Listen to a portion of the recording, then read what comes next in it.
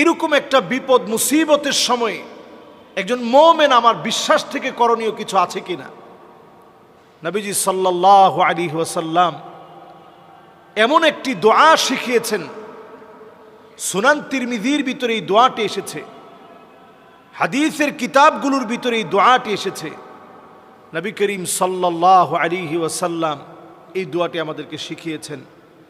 নবীজি সাল্লাল্লাহু আলাইহি ওয়াসাল্লাম বলছেন, আউযু বিকালিমাতিল্লাহি তাম্মাতি মিন শাররি মা খালাক। আমি আবার বলছি, আউযু বিকালিমাতিল্লাহি তাম্মাতি মিন শাররি মা খালাক। আউযু বিকালিমাতিল্লাহি তাম্মাতি মিন শাররি মা খালাক। সকাল সন্ধ্যায় 3 বার করে এই দোয়াটি পড়ুন।